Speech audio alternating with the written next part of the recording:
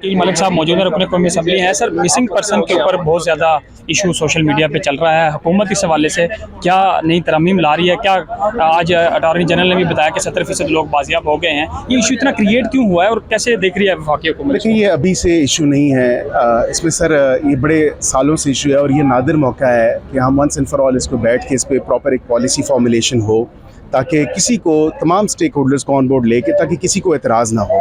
इस नादिर मौके को इस्तेमाल करते हुए मैं समझता हूँ कि हमें, क्योंकि पार्लियामान के सामने भी ये मामला रखना है और जो सिविल सोसाइटी के लोग हैं, जो ह्यूमन राइट्स एक्टिविस्ट हैं, उनको भी ऑन बोर्ड लेना चाहिए। जो कमीशन तो एक मौजूद है, लेकिन उस कमीशन के ऊपर अगर किसी को भी कोई रिजर्वेशंस हैं तो वो भी बताया जाए। कमीशन के सामने जब मिसिंग पर्सन की लिस्ट पेश होती है तो उस लिस्ट में से कई ऐसे लोग होते हैं जो खुद मुल्क छोड़ के गए होते हैं या पहाड़ों पर चले जाते हैं या ऐसी एंटी स्टेट एक्टिविटीज़ में या टेररिस्ट एक्टिविटीज़ में इन्वॉल्व होते हैं। तो सब मिसिंग पर्सन जो है, अगर कोई ऐसा कंसर्न है, अगर वाक़तन कोई एक जेन्युइनिटी है इस केस में या बाकी केसेस में इस तरह के, तो वो बताए जाएं। उसको एक प्रॉपर इन्वेस्टिगेशन करके, ये प्रॉपर इन्वेस्टिगेशन फिजल आउट करेगी, उसके बाद ही किसी नतीजे पे पहुंचा जा सकता है। ना कि कहा जाए कि ये आज मैं यहाँ पे हूँ और कल मैं खुद गायब हो जाऊँ और मैं किसी को मिलूँ ना।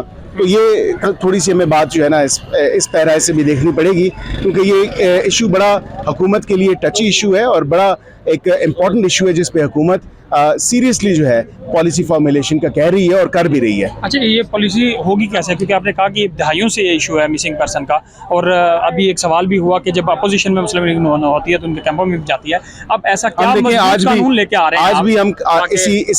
आज भी हम इस सीरियसनेस को डिस्प्ले करते हुए हमने आज प्रेस कॉन्फ्रेंस की और हुकूमत का मौक़िफ़ वाज़े तौर पे अवाम के सामने रखा और बताया कि हुकूमत सीरियसली इसको देख रही है। ये कोई सिर्फ ब्रश अप नहीं है या कोई मेकअप नहीं है कि हुकूमत सिर्फ जो आके एक बयान दे दे और बात ख़त्म होगी। ये एक बड़ा पर्टिनेंट इशू है जिसको once and for all decide होना चाहिए और क्लैरिटी के साथ इसके ऊपर एक पॉलिसी फॉर्मुलेशन होनी चाहिए। जहाँ ये तनकीद हो रही है कि मुस्लिम लीग नून के वुज़रा या मुस्लिम लीग नून के लोग आगे डिफेंड करते हैं लापता अफराद के, कि ये इतना मसला नहीं है, बहुत पुराना मसला है।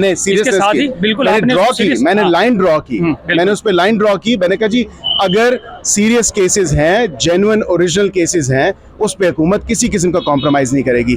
लेकिन अगर ऐसे लोग जो कि terrorist activities, anti state activities में इन्वॉल्व हैं, या वो खुद पहाड़ों में चले गए हैं, या वो खुद मुल्क से बाहर चले गए और मिसिंग पर्सन की लिस्ट में है, तो फिर वो मिसिंग पर्सन के ज़ुमरे में नहीं आते।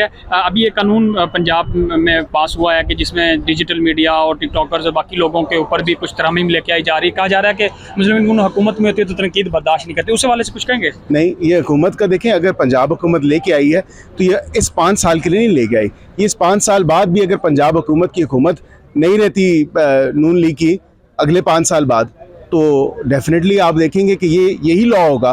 तो हमने तो अपनी एज लेजिस्लेटर सोच समझ के मुताबिक हमने एक अच्छा कानून दिया है, जो एक फेक न्यूज़ और येलो जर्नलिज्म या एक प्रोपेगेंडा, जो सोशल मीडिया ब्रिगेड्स हैं जो अनलिश हुई नहीं है और जो बार बार सिर्फ एक पॉलिटिकल पार्टी को या कुछ पॉलिटिकल पर्सनालिटीज़ को टारगेट करती हैं। एक वाहिद सियासी जमात से उनका ताल्लुक है और वो बाकी दीगर सियासी लोगों को, सियासी जमातों को जो है फेक न्यूज़, फॉल्स न्यूज़, एक फॉल्स नैरेटिव पेश करती। तो उसके लिए एक बेहतर मुस्बत कानून आया है, उस पर तनकीद नहीं होनी चाहिए। सर, एक क्वेश्चन ये है कि